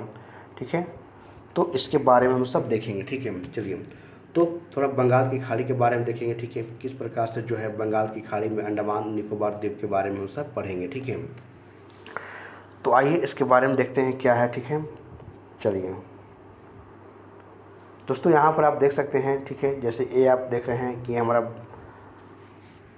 देख सकते हैं कि अगर हम अंडमान निकोबार की अगर बात करें हम तो इसको 5 भागों में डिवाइड कर देंगे। ठीक है, सबसे पहले ऊपर देखेंगे हम लोग सब ऊपर के जो अगर एक आइलैंड को देखेंगे तो ये हमारा अंडमान जो कि द्वीप है। ठीक है, और इसी के पास में क्या एक सैंडल पिक क्या है पर्वत है। ठीक है, और यहीं पर देखते हैं कि नारकोंडम हमारा एक द्वीप है, एक ज्वालामुखी द्वीप है। ठीक है, तो इस प्रकार से आप यहाँ पर इसको देखेंगे। उसके बाद जस्ट थोड़ा सा नीचे आएंगे हम सब तो यहीं पर देखेंगे हमारा मध्य अंडमान। ठीक है, तो मध्य अंडमान देखेंगे। ठीक है, और यहीं पर देखेंगे बैरन जो द्वीप जो कि ज्वालामुखी द्वीप है। ठीक है, तो इस प्रकार से हम यहाँ पर देखेंगे। ठीक है, और उसके बाद हम लोग देखेंगे। ठीक है, और यहाँ पर देखेंगे कि दक्षिणी अंडमान की बात करें हम यहाँ पर तो देखेंगे, और एक हमारा लिटिल अंडमान है। ठीक है, तो इसी के बीच में क्या हमारा है दक्कन जल मार्ग है पास बना हुआ। ठीक है, तो आपको याद रखिएगा। ठीक है, कि दक्षिणी अंडमान और लिटिल अंडमान के बीच में क्या है हमारा दक्कन जो कि जल मार्ग बना हुआ है। ठीक है, उसी प्रकार देखिए दोस्तों आप देख सकते हैं। ठीक है, कि लिटिल अंडमान ऊपर में था हमारा, और नीचे हमारा कार निकोबार है, और इसी के बीच में क्या 10 डिग्री चैनल आप देख सकते हैं। तो अभी हमने 9 डिग्री का देखा, 8 डिग्री को देखा, तो 10 डिग्री को भी देख लेते हैं, ठीक है, कि जो हमारा लिटिल अंडमान और कार निकोबार जो द्वीप के बीच में क्या है 10 डिग्री चैनल जो है यहाँ पर बना हुआ है, ठीक है। तो इसी के बारे में यहाँ पर आप देख सकते हैं, ठीक है, ये हमारा जो कि लिटिल निकोबार है और ये हमारा ग्रेट निकोबार है, ठीक है, जो कि 8 मिनट जो कि 8 डिग्री 6 मिनट आप देख सकते हैं यहाँ पर ही है, ठीक है। तो इसी प्रकार से दोस्तों हमने अंडमान निकोबार के थोड़े और विशेषता के बारे में देखते हैं कि और क्या है यहाँ पर देखते हैं। और देखिए दोस्तों यहाँ पर लास्ट में क्या हमारा है इंदिरा पॉइंट है, ठीक है। तो इस प्रकार से हमने आपको अंडमान निकोबार की थोड़ा विस्तार को बताया, और अब इसको देखते हैं कि इसकी क्या इसकी और ज़्यादा विशेषताएं हैं, उसको हम सब देखने का प्रयास करेंगे, ठीक है। चलिए, तो देखिए दोस्तों यहाँ पर यह भारत जो बंगाल की खाड़ी में अगर देखा जाए तो उपस्थित द्वीपों का समूह है, और इसी में अंडमान जो कि निकोबार के नाम से इसे जाना जाता है, ठीक है। तो आप देख सकते हैं कि बंगाल की खाड़ी की बात की जा रही है कि इसमें उपस्थित द्वीपों का समूह है, जिसे अंडमान निकोबार के नाम से जाना जाता है, ठीक है। और अंडमान निकोबार हिमालय का एक विस्तार है। मैं आपको बताया था किस प्रकार से आप बताया था कि हिमालय जो इस प्रकार से जो है हिमालय के यहाँ तक विस्तार हुआ, ठीक है। तो उसी के बारे में यहाँ पर बातें कही जा रही, ठीक है। चलिए, और ठीक है, तो आप देख सकते हैं कि यहाँ पर क्या है, वनस्पतियाँ की विविधता के कारण क्या हुआ, इस प्रदेशों में प्रचुर मात्रा में जीव विविधता पाई जाती है, ठीक है। आप देख सकते हैं कि यहाँ पर किस प्रकार से इसकी विविधता है, वनस्पतियाँ की विविधता है, और प्रचुर मात्रा में यहाँ पर क्या है जीव विविधता देखने को मिल रहा है, ठीक है। उसी प्रकार से आगे देखेंगे दोस्तों कि अगर यहाँ देखा जाए, ठीक है, तो इस क्षेत्र में नारियल, केला तथा कहीं कहीं रबड़ की खेती भी की जा रही है, ठीक है। और समतल प्रदेशों में जहाँ पर जल की प्रचुर उपलब्धता है वहाँ पर ही चावल की भी कृषि यहाँ पर की जा रही है, ठीक है, की जा रही है, ठीक है। उसी प्रकार दोस्तों यहाँ देखी जाए तो अंडमान निकोबार के क्षेत्र में अगर देखा जाए परवालों की उपस्थिति है, जो कि पर्यटन के लिए यहाँ पर काफ़ी ज़्यादा आकर्षित करती है। देखिए दोस्तों, अगर मेन रूप से देखा जाए तो आइलैंड जो कि अंडमान निकोबार पर्यटन के लिए काफ़ी ज़्यादा जो कि यहाँ पर प्रसिद्ध है, ठीक है, जो कि पूरी तरीक़ा से, ठीक है। और इसमें क्या देखिए दोस्तों, और देखते हैं, ठीक है, कि भारत सरकार ने विभिन्न जो कि एक मिनट देखिए दोस्तों यहाँ पर बातें कही जा रही है कि भारत सरकार ने यानी कि भारत सरकार ने विभिन्न परियोजनाओं जैसे कि देखा जाए कि मानव की गतिविधियाँ के कारण इस प्रदेशों में जैव विविधता का ह्रास हो रहा है, ठीक है। और जैसे कि जैव विविधता के संरक्षण हेतु इस प्रदेशों में काफ़ी ज़्यादा जो है काम किया जा रहा है। देखिए दोस्तों, हालांकि भारत सरकार की अगर पहल की बात करें हम, तो इसमें विभिन्न प्रकार की ऐसी परियोजनाएँ हैं जिसके कारण से जो है जो कि जैव विविधता की जो ह्रास हो रहा है, तो उस जैव विविधता के ह्रास को संरक्षित करने के लिए जो है काफ़ी ज़्यादा यहाँ पर कार्य भी किया जा रहा है, ठीक है। उसी प्रकार से यहाँ देखते हैं दोस्तों कि इस प्रदेशों में अगर देखा जाए तो जैव विविधता यानी कि हॉट स्पॉट इसको घोषित कर दिया गया, ठीक है। तो जैव विविधता काफ़ी है, इस कारण से इसे जो हॉट स्पॉट घोषित किया गया है, ठीक है। तो उसी के बारे में यहाँ पर बातें कही जा रही हैं। उसी प्रकार दोस्तों आप देख सकते हैं, ठीक है, कि यहाँ पर अगर बात करें हम तो इस प्रदेशों में जैसे कि जोरवे और सेंटेली जैसे कि मानो की कुछ पुरानी जनजातियाँ यहाँ पर जो है प्रजातियाँ निवास करती हैं, ठीक है। तो आप देख सकते हैं यहाँ पर कि जोरवे और सेंटेली जैसे कि मानो की कुछ प्रजातियाँ जो है यहाँ पर अंडमान निकोबार में द्वीप पर जो है निवास करती है, ठीक है। उसी प्रकार से आगे देखते हैं दोस्तों यहाँ पर क्या है कि भारत के दक्षिणतम बिंदु जो कि इंदिरा पॉइंट यहीं पर उपस्थित है, जो आपको मैं दिखाया, ठीक है, कि इंदिरा पॉइंट जो है यहीं पर उपस्थित है, ठीक है, जो कि उसी प्रकार देखते हैं दोस्तों, ठीक है। और क्या है, ठीक है, देखिए उसके बाद यहाँ देखते हैं कि अंडमान जो कि द्वीप समूह में द्वीपों की कुल अगर संख्या की बात करें हम तो 836 है, ठीक है, जिनमें लगभग 22 प्रमुख द्वीप जो कि निकोबार द्वीप समूह में, ठीक है। तो आप देख सकते हैं कि यहाँ पर जो द्वीपों का कुल संख्या की बात करें हम तो 836 है अगर देखा जाए, तो लगभग 22 जो कि मुख्य द्वीप जो कि निकोबार द्वीप समूह है, ठीक है। तो ऊपर हमारा अंडमान हो गया, ठीक है, और ऊपर अंडमान है और नीचे हमारा निकोबार है, ठीक है। तो वही बोल रहा है कि निकोबार जो द्वीप समूह में कितने हैं, तो हमारा 22 जो कि प्रमुख बताया जा रहा है, ठीक है। तो इसी प्रकार से और इसमें देखिए दोस्तों, और इसमें क्या हमारी बातें कही जा रही, ठीक है, आप देख सकते हैं, ठीक है। इसकी कुछ और विशेषता हैं, आप देख सकते हैं। देखिए अगर बात करें दोस्तों यहाँ पर ही 10 डिग्री चैनल जो कि अंडमान निकोबार से अलग होती है, ठीक है, मैं आपको बताया भी था। और यहाँ पर देखे थे कि डंकन पास जो कि दक्षिणी अंडमान का लिटिल अंडमान से अलग कर रहा है, ठीक है, यानी कि दक्षिण अंडमान और लिटिल अंडमान से जो है डंकन पास क्या कर रहा है, तो अलग कर रहा है, ठीक है। उसी प्रकार दोस्तों यहाँ पर देख सकते हैं ठीक है कि अंडमान जो निकोबार की सबसे ऊंची चोटी सैंडल पीक है जो कि उत्तरी अंडमान में है, ठीक है। और देखे भी थे कि सबसे अगर इसकी ऊंची चोटी की बात करें तो सैंडल पीक है जो कि उत्तरी अंडमान में है, ठीक है। उसी प्रकार दोस्तों यहाँ पर देखेंगे ठीक है कि अंडमान जो कि निकोबार को जलवायु उष्णकटिबंधीय आर्द्र जलवायु है, ठीक है। और यहाँ वर्षा जो है अधिकतम अधिकांश महीनों में वर्षा यहाँ पर होती है, ठीक है। तो इस प्रकार से यहाँ की आप जलवायु के बारे में कही जा रही है, ठीक है, कि यहाँ की जो उष्णकटिबंधीय आर्द्र जलवायु है जहाँ वर्षा के अधिकांश जो कि आप देख सकते हैं कुछ महीनों में यहाँ पर होते हैं, ठीक है। तो इस प्रकार से अंडमान निकोबार की विशेषता के देख रहे हैं दोस्तों कि ग्रीष्म ऋतु में क्या है, ग्रीष्मकालीन मानसून और के द्वारा तथा शीत ऋतु में शीतकालीन मानसून के द्वारा जो है यहाँ पर कि द्वारा वर्षा यहाँ पर होती है, ठीक है। तो आप यहाँ पर देख सकते हैं, ठीक है, किस प्रकार से इसकी वहाँ की वर्षा हो रही है।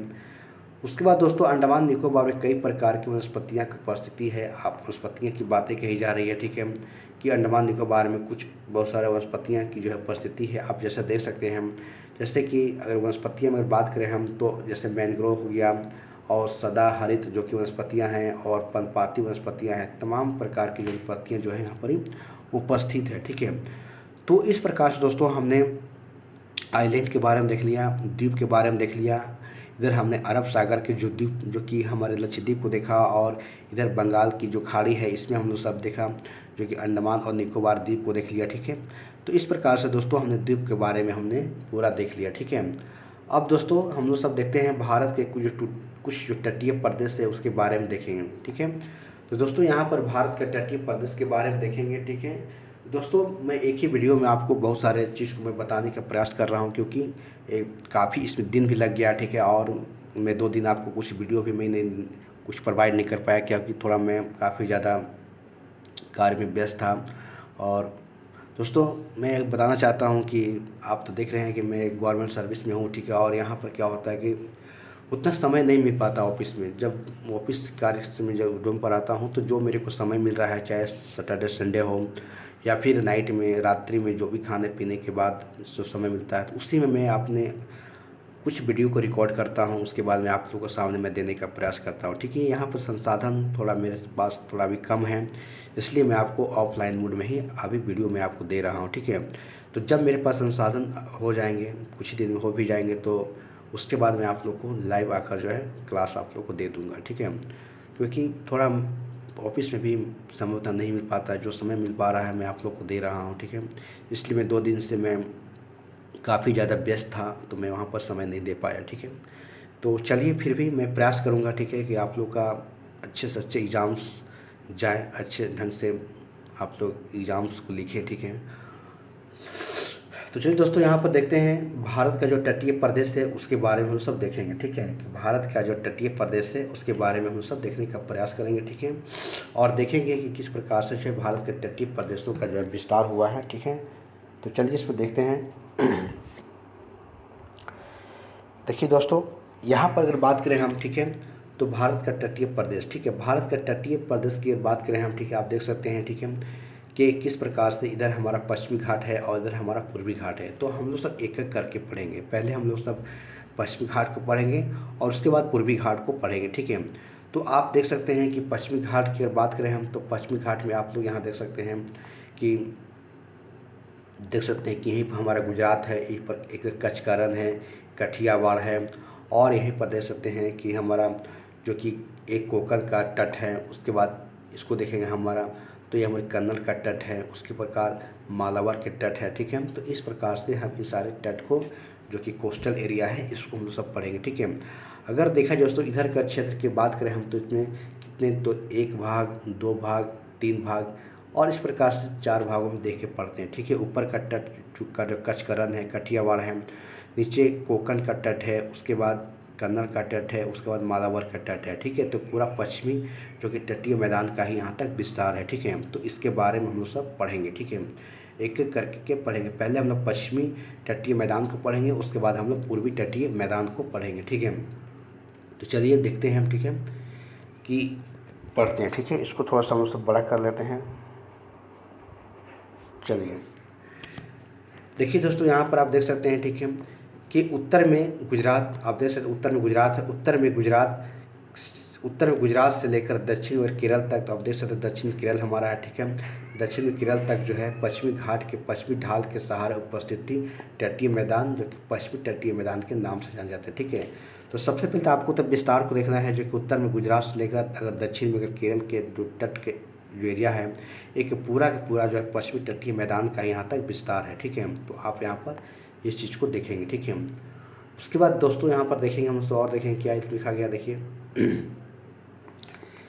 यहाँ पर देखेंगे कि यह मैदान एक संकरी मैदान का उदाहरण है, ठीक है। काफ़ी ज़्यादा घनघोर है और यह मैदान जो कि निक्षेपात्मक जो कि मैदान का उदाहरण है, जो कि आप देख सकते हैं, ठीक है, जो कि सागर की तरफ प्रवाहित होने वाली नदियाँ, यानी कि देखिए दोस्तों यहाँ पर ही बातें कही जा रही, ठीक है, कि यहाँ पर कुछ ऐसी नदियाँ हैं जो कि सागर की ओर क्या हो रही है, प्रवाहित हो रही है, ठीक है, और अरब सागर की ओर जो कि प्रवाहित हो रही है। आप देख सकते हैं, ठीक है, यहाँ पर कि कुछ ऐसी नदियां हैं जो कि अरब सागर की तरफ प्रवाहित होने वाली कुछ नदियां हैं, आप देख सकते हैं। और इनकी द्वारा क्या होता है, अवसादों का क्या होता है, निक्षेपण का परिणाम होता है, ठीक है। आप देख सकते हैं यहाँ पर नर्मदा और जो कि ताप्ती जो नदियाँ हैं जो इजिप्ट घाटी से होकर बहती है, और ये नदियाँ जो है जाके अरब सागर में इधर जाकर गिर रही है, ठीक है। उसके बाद इस मैदान में देखा जाए, इस मैदान में उत्थान तथा अवतल यानी कि ऊपर और नीचे दोनों तरफ का परिणाम यहाँ पर क्या है, विद्यमान है, ठीक है।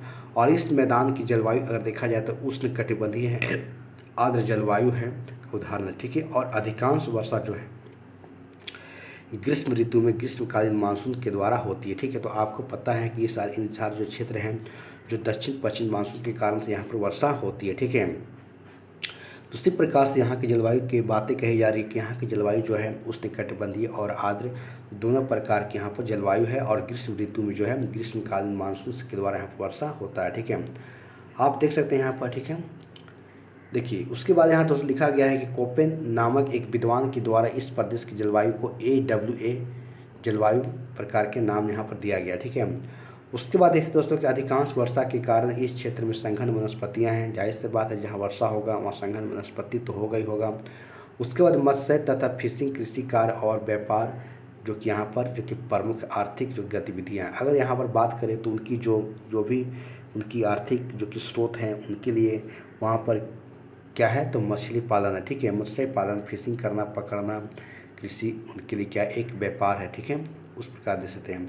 इस क्षेत्र में अरब सागर में उत्पन्न होने वाली जो चक्रवातें के द्वारा प्रभावित होती है, यानी कि अरब सागर में अगर चक्रवात अगर उत्पन्न हो रहा है, साइक्लोन उत्पन्न हो रहा है, तो इन सारे जो कोस्टल एरिया है आप देख सकते हैं, इन सारे क्षेत्र को काफ़ी ज़्यादा क्या करता है, प्रभावित करता है, ठीक है। तो इस प्रकार से सारे तमाम बातें यहाँ पर लिखी गई है, ठीक है। उसके बाद दोस्तों और इसमें क्या दिखा गया आप इस पर और देखेंगे, ठीक है। आइए देखिए उसके बाद यहाँ पर कि इस क्षेत्र में विकसित बंदरगाहों की बात करें हम, स्थापना की गई है, और क्योंकि बंदरगाहों के अनुकूल यहाँ पर दशाएँ देखते हैं, ठीक है, कि इस क्षेत्र में अगर देखें हम, इस क्षेत्र में अगर देखें हम तो जैसे मुंबई हो गया, कांडला हो गया, द्वारका हो गया इत्यादि यहाँ के प्रमुख बंदरगाह है, ठीक है। तो आप देख सकते हैं कि इस क्षेत्र में अगर बात करें हम तो लॉयड टेल्स जो कि मकाक प्राकृतिक रूप में पाया जाता है और जो कि एक संकटग्रस्त है, ठीक है।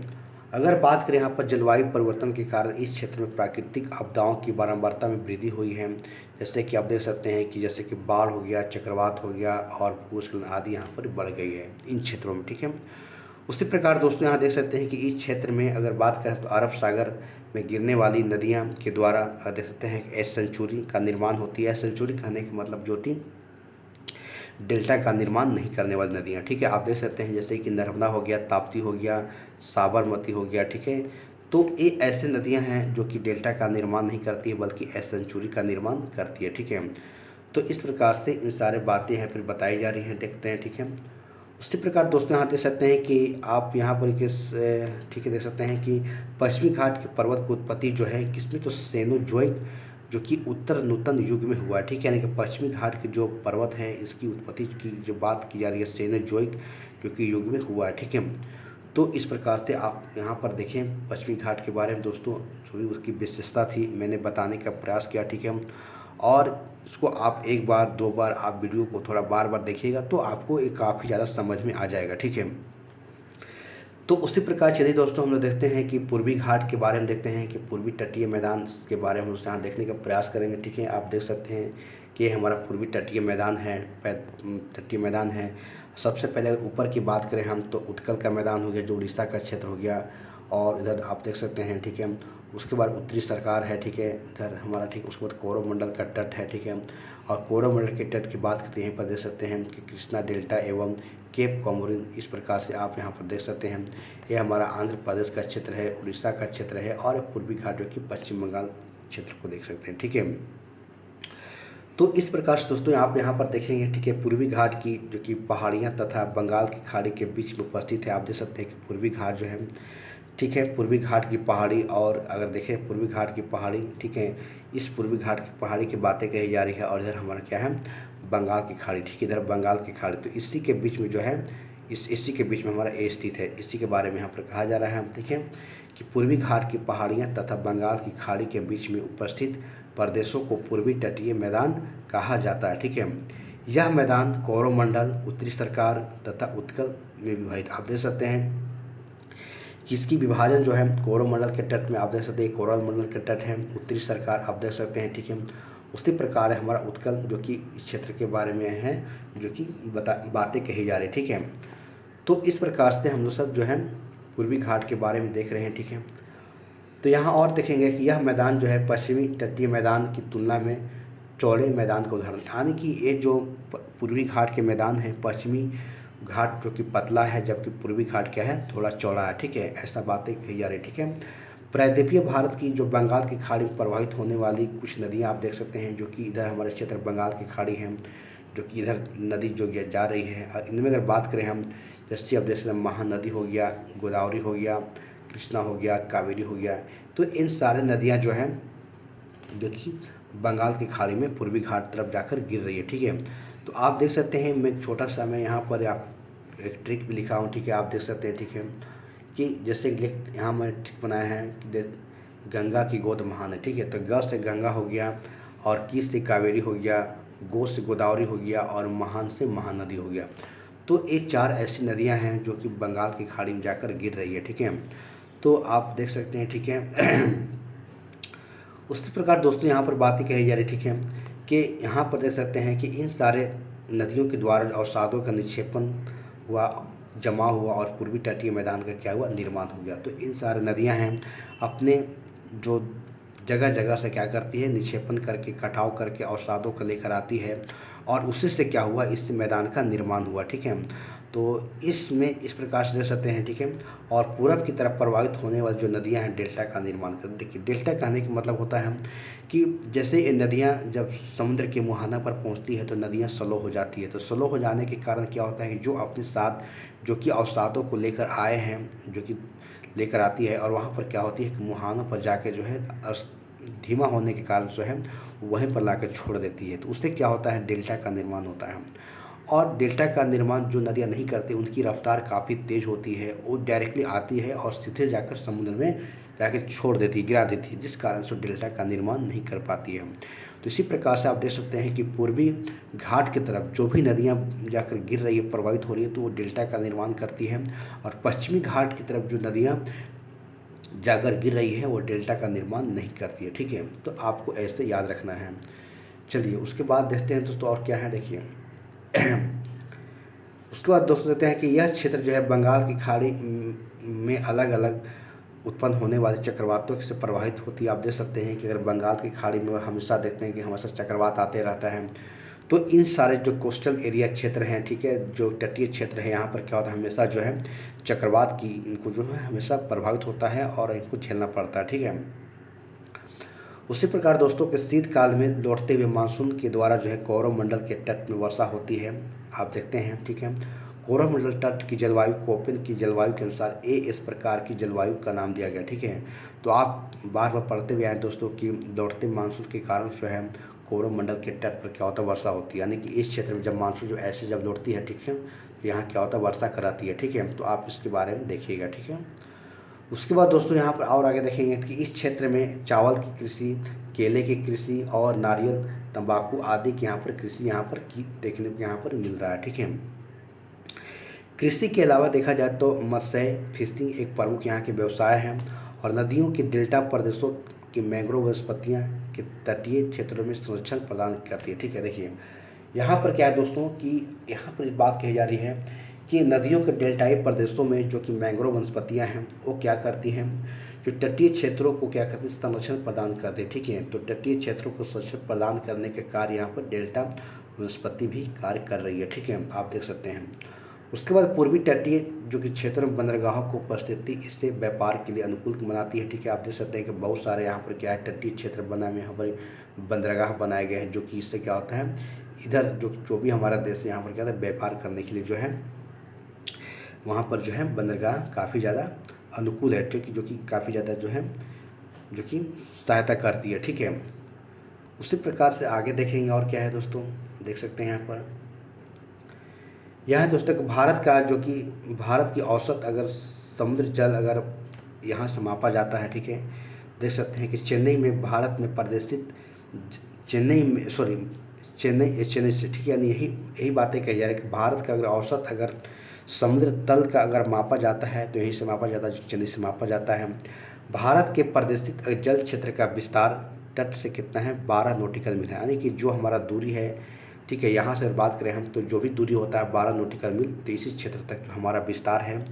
भारत तीनों ओर से जल से घिरा हुआ। ठीक है, और इसकी अगर देखा जाए तो रेखा जो है तटीय क्षेत्र रेखा इतना है तो 7,516 यानी कि 7516.5 किलोमीटर तक जो है ये पूरा का पूरा एरिया जो है हमारा कवर करता है। ठीक है, तो इस प्रकार से दोस्तों हमने देखा। ठीक है, उसी प्रकार से हमने यहाँ पर देखने का प्रयास किया। ठीक है, जो हमने देखा। ठीक है, ठीक है, तो दोस्तों इस प्रकार से हमारा ये जो भारत का भौतिक जो कि विभाजन था इसको हमने आज पूरा कंप्लीट कर दिया। ठीक है, और इसमें हमने बहुत सारे जैसे कि देखा कि भारत का जो कि पर्वतीय प्रदेश को देखा, प्रायद्वीपीय पठार को देखा, बहुत सारे जो कि तमाम जो कि पर्वत को देखा। ठीक है, और उसकी जो कि पठार को देखा। ठीक है, तो इस टॉपिक में दोस्तों बहुत सारा हमने कवर कर दिया। ठीक है, अब इन सारे टॉपिक से हम लोग सब क्या करेंगे कि जितने सारे एमसीक्यू अभी तक क्वेश्चंस पूछे गए हैं सारे क्वेश्चंस हम लोग सब अगले वीडियो में हम लोग करेंगे। ठीक है, तब तक कि दोस्तों इस वीडियो को आप बार बार देखिए और बार बार इसको रिवीजन करने का प्रयास कीजिए। दोस्तों एग्ज़ाम्स की बात करें, अगर आप बढ़िया से अगर 6 महीना आप प्रॉपरली अगर तैयारी करते हैं, अच्छे से समय देते हैं, हर एक टॉपिक को समझते हैं, तो कहीं ना कहीं आपको जो है एग्ज़ाम्स में आपका रिजल्ट देखने को मिलेगा। ठीक है, आप किसी भी एग्ज़ाम्स के आप क्वेश्चंस को उठा लीजिए। ठीक है, आप ये मत कहिए कि हाँ ये रेलवे ग्रुप डी का है तो ये एसएससी का है तो ये तमाम एग्ज़ाम्स के है, नहीं। आपको हर एक एग्ज़ाम्स का क्वेश्चंस को आपको देखना है और अपने टॉपिक से मैच कराना है। ठीक है, आप देखिए पहले तो आप क्वेश्चन को देखिए और देखिए टॉपिक में क्या हमारे उस टॉपिक में क्वेश्चंस आ रहे हैं या नहीं आ रहे हैं। अगर आपको नया लगता है क्वेश्चंस तो आप अपने टॉपिक में उस क्वेश्चंस को क्या कर दें, वहीं पर जाकर उसको लिख लें। ठीक है, ताकि उससे संबंधित क्या होगा आपको वो भी आपके साथ साथ हो जाएगा, करंट भी आपको हो जाएगा। ठीक है, तो इस प्रकार से दोस्तों आप तैयारी करें। ठीक है, और रिजल्ट तो आपकी एक दिन होना ही है, अगर भले देर है होगी लेकिन आपको ज़रूर रिजल्ट होगी। ठीक है, क्योंकि हर किसी का विद्यार्थी का उनके माँ बाप का सपना होता है कि मेरा बेटा एक दिन एक सरकारी नौकरी करे। ठीक है, तो आपके भी सपने पूरे होंगे, बस आपको मेहनत करना है। ठीक है, तो चलिए दोस्तों क्लास को यहीं पर समाप्त करते हैं और हम लोग सब अगले वीडियो में और पूरे एमसीक्यू क्वेश्चंस के साथ आते हैं। तब तक के लिए हमारे इस वीडियो को आप जो है